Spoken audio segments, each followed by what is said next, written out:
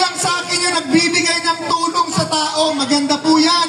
Tanggapin nyo. Pag binigyan kayo ng 5,000, humingi pa kayo ng 10,000. Pag humingi ng 10, humingi pa kayo ng 20,000. Pero naman natin yan.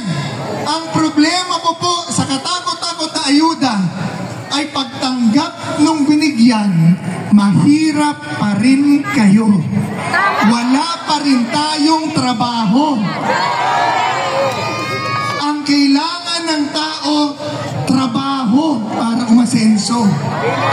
Pero paano magkakatrabaho kung puro korupsyon at puro red tape ang gobyerno? Isang taon na wala pa ang papeles mo. Kaya po kami nagbabalik dito. Dahil pag nakabalik ako sa pwesto, yang mga kriminal, adik, may paglalagyan kayo sa akin. Ikakahon ko kayo. At yung mga opisyal, mga pulis, mga hepe, hindi ko bababa, sumusunod lang yan, na merong tungkulin, ipatupad ang anti-drug campaign, mayor, governor, barangay chairman, na hindi gagawin ang kanyang trabaho. Pag nakabalik si Greco sa pwesto, party list lang po ang takbo ko, maliit lang.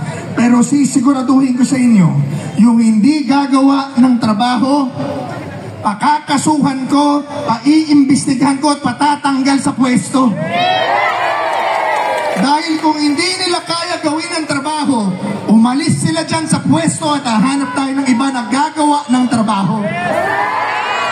Dahil yan po ang inihingi ng mga namumuhunan, foreign or local, para makapagtayo ng hanabuhay, yung mapayapang lansangan at tahimik na lipunan. Kung hindi po gagawin ng gobyerno yan, ba't pa tayo nagtayo ng gobyerno? Kaya ho sa May 12, alam nyo po, pinag-iinteresan na nila, dayain ang eleksyon. Papayag pa kayo? Tayong pumayag. Dahil gusto natin ang pagbabago. Taas ang kamao sa gusto ng pagbabago.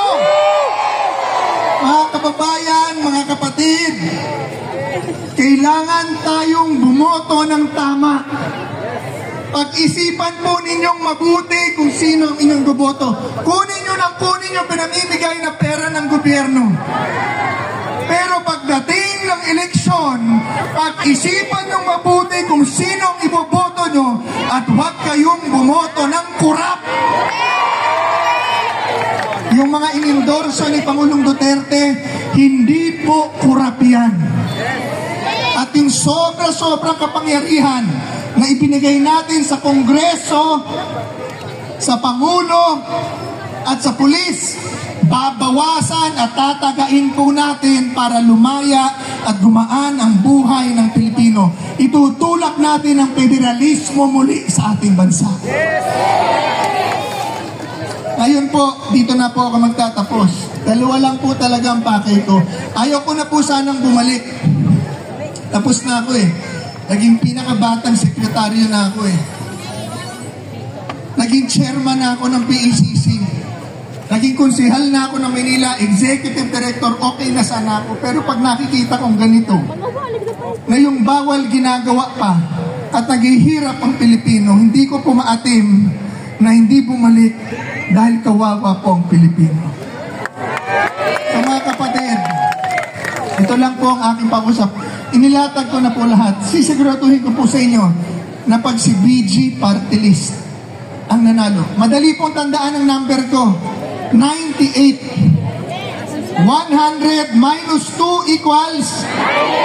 Ayun, 98. Pag yan po ay nanalo, meron na kayong tatakbuhan pag inaapi kayo at nangangailangan ng pambayad ng ospital, pambayad ng matrikula, at sisiguraduhin ko sa inyo na pararamihin natin ang trabaho dito sa inyong lugar para daan-daan libong Pilipino ang magkaroon ng pagkakataong masenso. Maraming salamat po at mahal ko kayong lahat.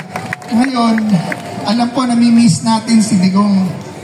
Hindi Hindi ko sana gagawin na ito, pero sa dami na nakikita kong masasaya at magaganda, kakantahan ko po kayo.